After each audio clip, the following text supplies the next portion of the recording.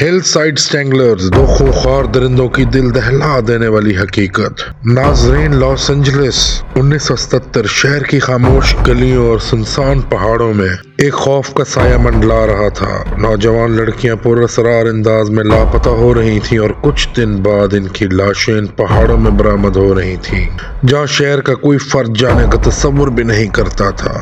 یہ کوئی افسانہ نہ تھا بلکہ ایک بھیانک حقیقت تھی جو جلد ہی ہل سائڈ سٹینگلرز کے نام سے مشہور ہوئی۔ ان قتلوں کے پیچھے دو ایسے انسان چھپے تھے جو بظاہر تو عام لوگ لگتے تھے، مگر ان کے اندر ایک ایسا درندہ چھپا بیٹھا تھا جو انسانیت کی تمام حدود پار کر چکا تھا۔ کینتھ بیئنسی اور اس کا کزن اینجلو بیونو، دو رشتہ دار جو جرم کی دنیا میں ایک دوسرے کے بہترین ساتھی بن گئے۔ کینتھ بظاہر ایک نرم مزاج نوجوان تھا، لیکن اندر سے وہ ایک خالص نفسیاتی مریض تھا۔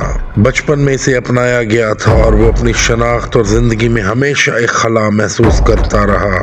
کینتھ کا جھوٹ بولنا اور دوسروں کو دھوکہ دینے کا رجحان وقت کے ساتھ ساتھ بڑھتا گیا۔ دوسری طرف اینجلو بیونو ایک سخت گیر اور شفاف شخص تھا جو خواتین سے نفرت کرتا تھا اور انہیں کمزور سمجھتا تھا۔ اس کی کار ورک شاپ لاس اینجلس میں واقع تھی، جہاں وہ کئی خواتین کے ساتھ بدسلوکی کرتا اور ان کا استحصال کرتا۔ جب کینتھ اپنے کزن اینجلو سے ملا تو دونوں کے بیمار ذہنیت نے مل کر ایسی سازش رچی جو آج بھی دنیا کے بدترین سیریل کلرز کی فہرست میں شامل ہے۔ 1977 کے اختتام پر انہوں نے پہلی واردات کی۔ دونوں نے خود کو پولیس اہلکار ظاہر کرتے ہوئے ایک نوجوان لڑکی کو روکا۔ انہوں نے اس پر یہ الزام لگایا کہ وہ قانون توڑ رہی ہے اور اسے پوچھ گچھ کے بہانے گاڑی میں بٹھا کر اپنی ورک شاپ لے آئے۔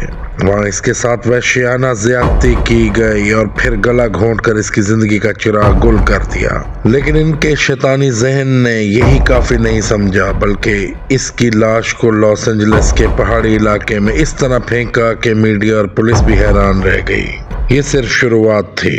اگلے کئی مہینوں تک کینتھ اور اینجلو نے اس طریقہ واردات کو دہرایا۔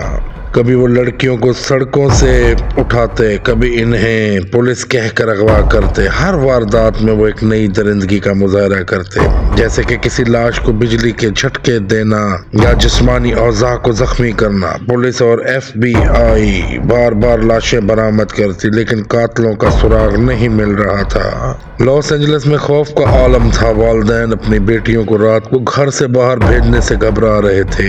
اسکولوں، یونیورسٹیوں اور دکانوں میں بھی یہی چرچا تھا کہ ہل سائڈ سٹینگلرز کون ہیں۔ جب کینتھ بفلو چلا گیا اور وہاں مزید دو خواتین کو قتل کرنے کی کوشش کی تو پولیس کے ہاتھ آ گیا۔